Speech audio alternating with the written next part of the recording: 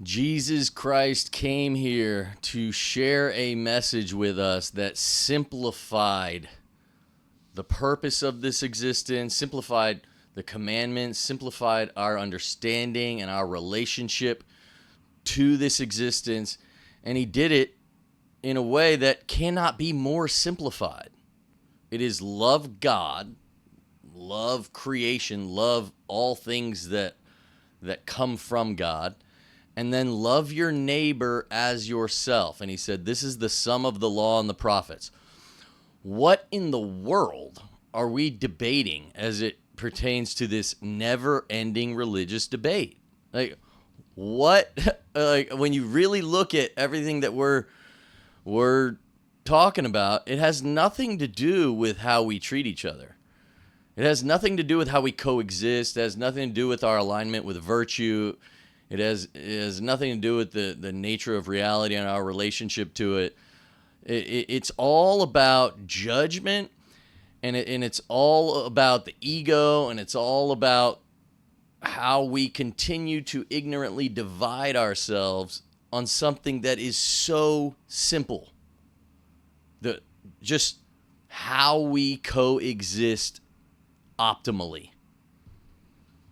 And until you take a step back, which I think you really have to get into these religious debates to understand it. I take that back. No, there's a lot of people that don't get into it, and more power to them. They recognize.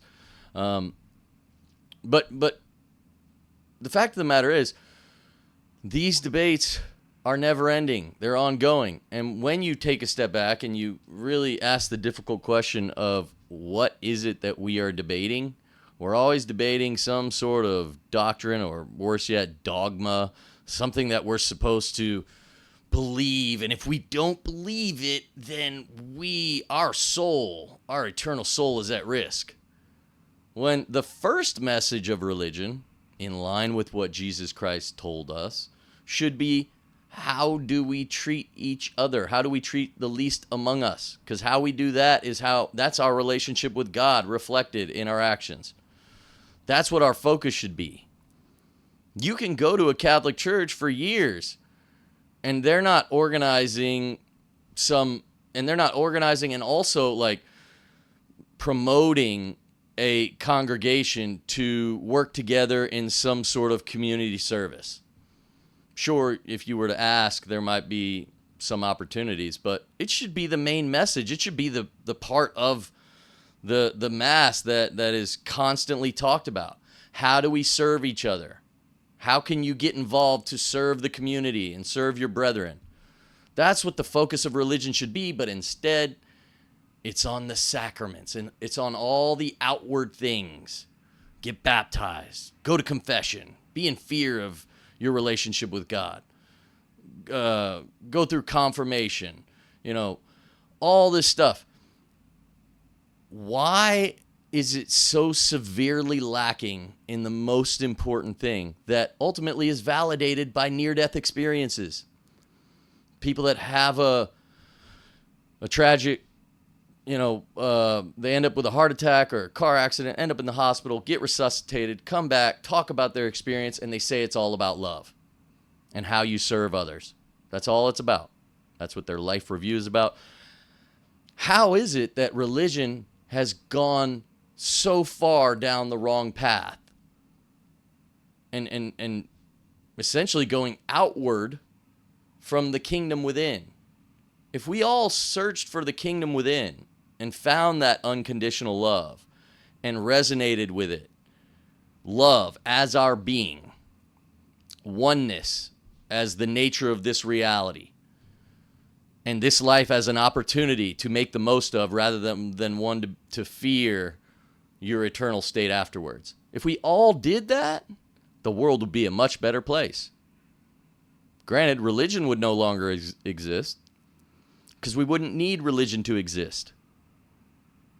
Once we see God in everything, and we treat everything as God, and we align ourselves with principles like life, freedom, love, protecting the innocent. Yes, there's deep philosophical debates as to like what that means in certain complex situations, but that's peanuts compared to the whole purpose of this, which is love. All of those discussions can be had in love, and we can develop more structure and understanding and awareness of what the ideal value hierarchy for humanity is, but that's something that we're doing all the time anyway. And so I think the key is to recognize that, for one, we are all one. We should focus, this is the key, focus on how we can love each other, contribute to each other, and serve each other. That should be our focus. But the problem with religion is that it makes it not our focus. And worst of all, the Catholic faith, which I was raised Catholic, so, and given the history of Catholicism, I feel like that's a key problem, and we need to address, considering it goes back to the origin, back when Jesus Christ was crucified. Like, when you look at the Catholic faith, you look at the sacraments, it's all outward. What about the kingdom of God being within? And it's all about life after death. You have to make sure you don't go to hell. What about the kingdom of God being at hand? Like, there's so many other quotes from Jesus Christ that aren't in line with the structure of the Catholic faith that, I this is what I do, and I'm an equal opportunity offender. I critique all religions because ultimately humanity and our coexistence and our desire and ability to love each other has nothing to do with religion whatsoever. I'm not saying that we can't come together and as a congregation or an ecclesia and celebrate life and celebrate God and celebrate all these things. I'm all for that. But when the church has this authority over the congregation and removes the connection amongst the congregation and starts to tell the congregation that it's all about what they should fear, which is a low vibration and energy frequency thought form, and they tell us that's what life is really about and that we should go judge other people that are all these different religions, that's when I have a problem. And I think if we didn't do that and we focused on love, the world would be a much better place.